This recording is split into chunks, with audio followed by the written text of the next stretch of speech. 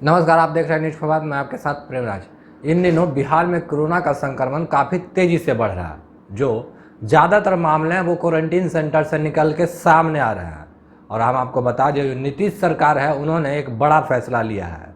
नीतीश सरकार का कहना है कि जो टीचर है, अब टीचरों का ड्यूटी क्वारंटीन सेंटर में लगाया जाएगा। जी हाँ, आप बिल्कुल सही सुन रहे हैं।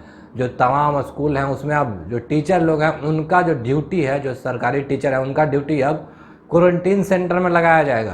तो इसी बीच जो रालोसपा के प्रदेश प्रवक्ता है उन्होंने टीचरों को हक के लेकर कुछ मांग है जो सामने रखा है। क्या कुछ मांग है, ठीक सुनिए आप इस वीडियो में। बिहार की सरकार ने एक फैसला लिया है कि बिहार में जो क्वारंटीन सेंटर्स हैं उन पर बिहार के जो सरकारी शिक्षक हैं उनकी तैनाती की जाएगी। मेरा एक सवाल है बिहार की सरकार से, आदरणीय मुख्यमंत्री जी से, आप उन्हीं शिक्षकों की बात कर रहे हैं ना मुख्यमंत्री जी, जिन शिक्षकों के बड़े समूह ने अपने अधिकारों की लड़ाई लड़ते हुए आपके सामने आंदोलन किया, इतने लंबे समय तक हड़ताल पर रहे। हड़ताल की अवधि में आपने अपना मनमाना रवैया उन पर थोपा, उन्हें वेतन तक नहीं मिल पाया। इतनी विपरीत परिस्थिति में उनमें से 65 से 70 ऐसे भी शिक्षक थे जो भुखमरी की स्थिति की वजह से उनकी जान चली गई। आज जब वे लोग हड़ताल से वापस आ गए हैं तो आप उनका इस्तेमाल इस रूप में कर रहे हैं, बहुत अच्छी बात है। मेरा ऐसा मानना है कि विपदा की इस परिस्थिति में देश और प्रदेश के काम आने का मौका अगर किसी भी जिम्मेदार नागरिक को मिलता है उसे पीछे नहीं हटना चाहिए।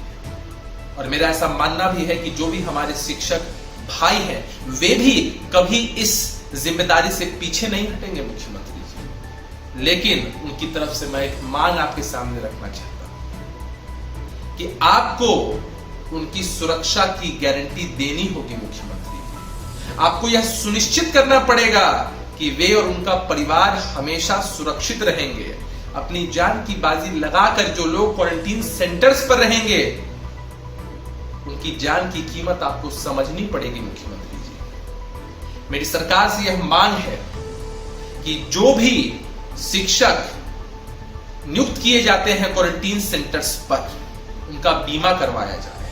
भगवान न करे कि इस खतरनाक बीमारी से यदि उन्हें कुछ हो जाता है तो उनके परिवार को 1 करोड़ रुपया मुआवजे के तौर पर मिलना चाहिए। उनके परिवार से कम एक सदस्य को परमानेंट सरकारी नौकरी मिलनी चाहिए।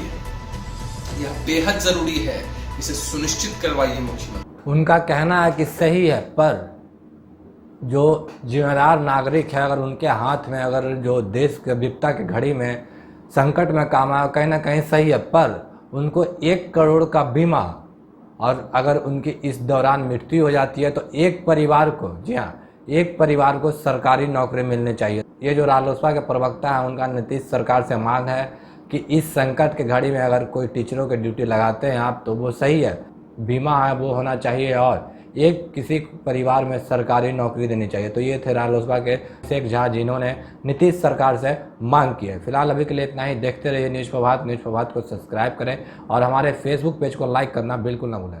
धन्यवाद।